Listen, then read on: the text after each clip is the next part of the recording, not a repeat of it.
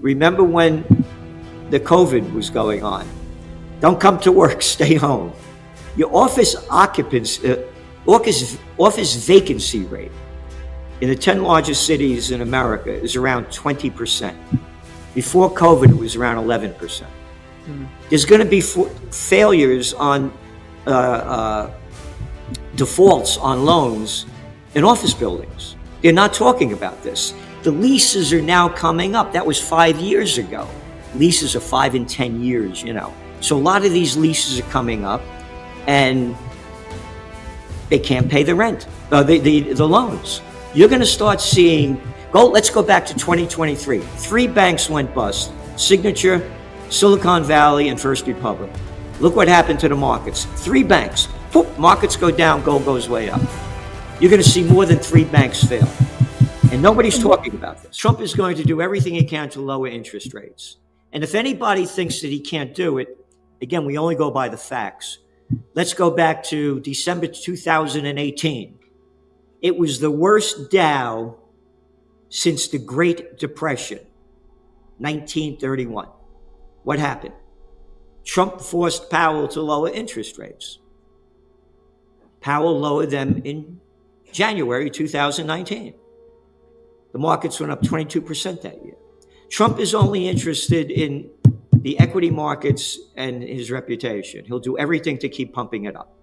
But then there's the realities going on, and they're not discussed. Nvidia's stock is skyrocketing. Now they're selling the chips back to China. What happened in January? A company called DeepSeek that nobody ever heard of. We don't need $100 million to make this AI. We could do it $6 million. And we don't need those big chips. And now DeepSeek is the most used AI in the world. So we're looking at trends again. Trends are born, they grow, they mature, reach old age, and die. Where are the markets going? There's going to be a dot-com bust. And the reason being is that trend, the AI trend, was only born 3 years ago, 2022. It's still an infant. You don't invest all your money in the first development. And that's what happened back when it's in your magazine, the Trends Journal, back in 1999, we said there would be a dot-com bust by the second quarter of 2000. The AI, the internet revolution was just born several years earlier, and people were investing in all these new things that made no sense. Markets mirror living ecosystems. Trends emerge, grow, peak, and decay. The dot-com boom of the late 1990s reached unsustainable heights before collapsing in 2000. Now, AI's rapid rise since around 2022 evokes similar caution. Rather than chasing early developers, prudent investors recognize that broad deployment often requires time and maturity. History teaches that timing matters. Early phase hype rarely sustains itself without fundamental backing. Spotting overvaluation doesn't guarantee a crash, but being aware of life cycles helps guard against overexposure in speculative bubbles. Again, look at the numbers. Here, housing. The cost of a house has gone up over 50% since they launched the COVID war in 2020. Once upon a time, first-time home buyers, 40% were first-time home buyers. 40% were first-time home buyers. Now it's down to 28%. Rents are going up. They can't afford to buy a house. But going back to the dot-com bust, they've overinvested in it. China is going to lead the world in AI. Again, we're political atheists. It's not what you like, what you want, what you wish for. It's what is. You just look at things the way they are.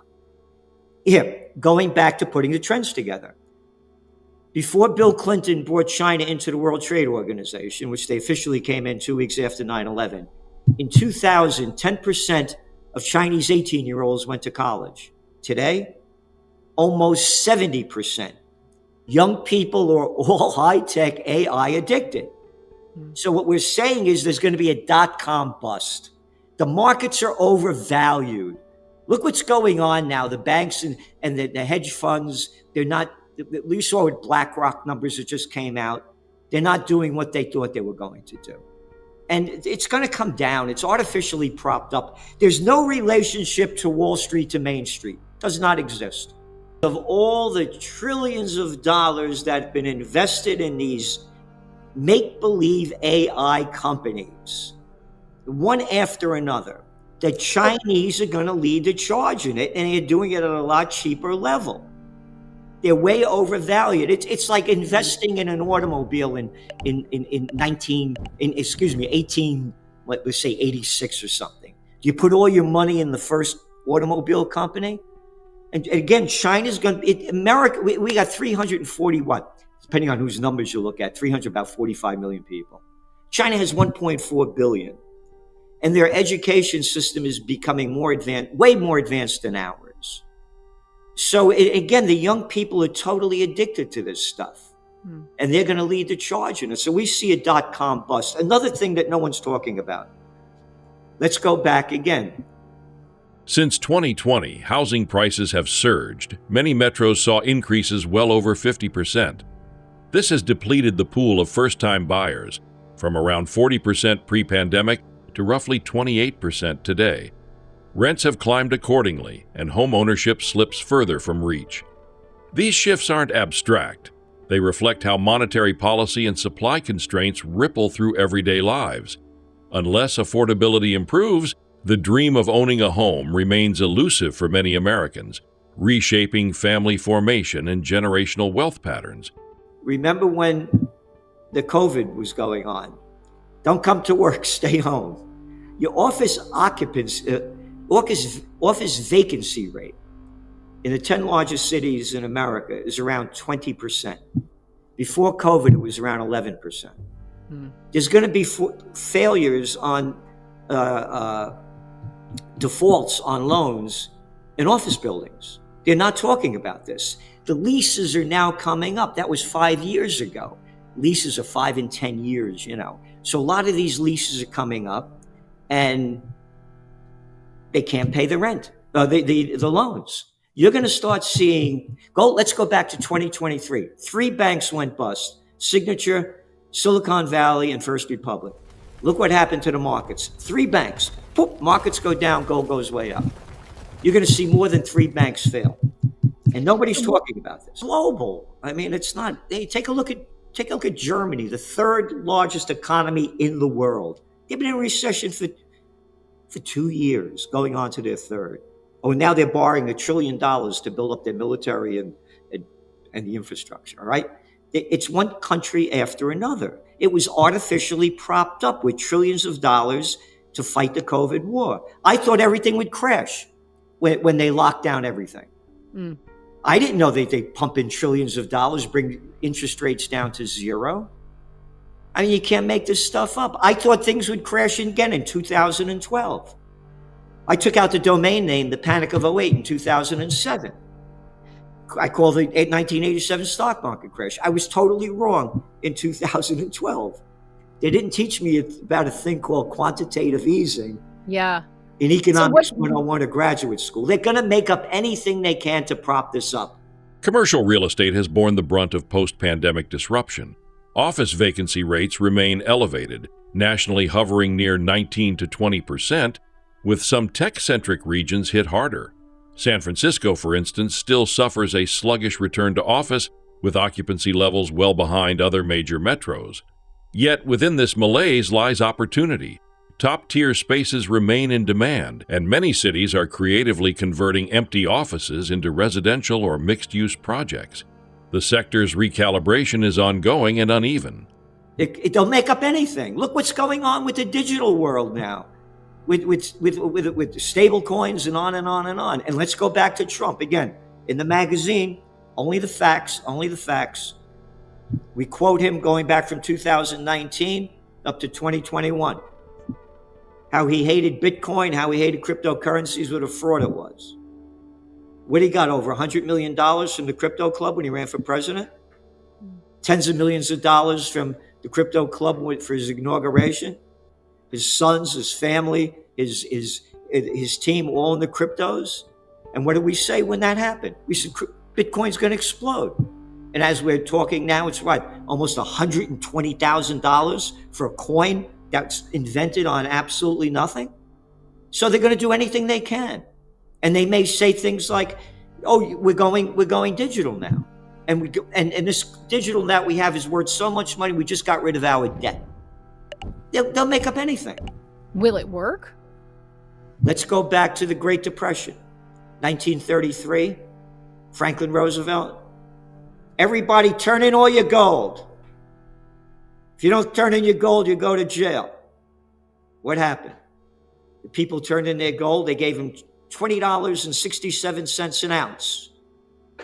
1934, passed the Federal Reserve, the Gold Reserve Act. They increased the price of gold after they stole it from the people. 70%, brought it up to $35 an ounce. They'll do anything they can. People call it a government. I call it a crime syndicate. And again, only by the facts. What is J.P. Morgan Chase? How many felonies they've been convicted of? Oh, only 5. Oh, what happened during when the panic of '08? Oh, the Federal Reserve only dumped in $29 trillion to bail out the banksters that caused the crash with their derivatives. And hey, you don't have a job? You're deep in debt? Don't worry about it. We got a subprime mortgage. Sign over here. Oh, that's not my number, by the way. That's from the Levy Institute at Bard College. We only put the facts in there. It's a crime syndicate. Economic dominance is not static. China's ascent is tied to advancements in education and AI literacy. Where once only 10% of 18-year-olds attended college, today that figure nears 70%. As global investments flow into AI, renewable energy, and advanced manufacturing, China's growing talent base positions it as a serious technological contender. Meanwhile, the U.S. grapples with fragmented responses and geopolitical tensions. In this theater of innovation, education is both a battleground and a differentiator. Let's look at the BRICS and how much of the world has had enough of the United States' economic and geopolitical hegemony. There's going to be a death of a dollar. And again, going back to the wild card, the lower interest rates go, the deeper the dollar falls. And look at again, only by the facts, the dollar this year is down what? 10.7% since the beginning of the year? The worst decline since 1973. 1973, the worst decline. What happened in 1973?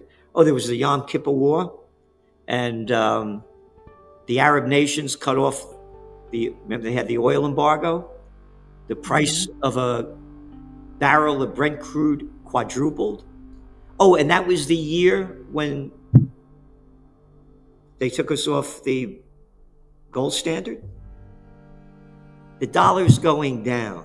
The lower interest rates go, the deeper the dollar falls. We're looking at the beginning of the end of the dollars being the world currency. That's one of the wild cards is being played. And again, we firmly believe that Trump is going to force Powell to lower interest rates. So going back to the housing market. Currency strength often depends on monetary posture. In 2025, the U.S. dollar has suffered one of its steepest slumps, roughly a 10% decline year to date, the largest since the early 1970s. That drop mirrors inflation pressure, rate strategies, and shifting global trust in the dollar reserve role. The paradox remains. Rate cuts can buoy markets, yet erode currency value, raising questions about how long the dollar can sustain its primacy. For governments, businesses, and citizens, the implications are deep and unfolding. It's going to also, again, the rates going down doesn't affect the mortgage rates, which is still about 6.8. Yeah. And you got to bring the treasuries down, so easier said than done. Yeah, because you got all that debt level. Mm-hmm. And so that's not going to bring them down. So there's going to be, it's already, the numbers are there. Again, the housing market's still overall, across much of the country, it's still pretty strong. It's going down in the South and in other areas, California. But up here in the Northeast, it's still going pretty strong. And yeah, the prices aren't going up as much as they were. They're going up at very small numbers, but they're still very high. So we don't see the prices going down unless there's a real crash. And even then, it'll only be a temporary hit.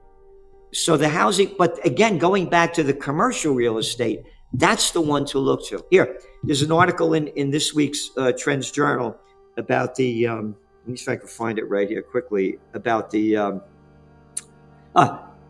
most U.S. warehouse space now vacant, more vacant since 2014.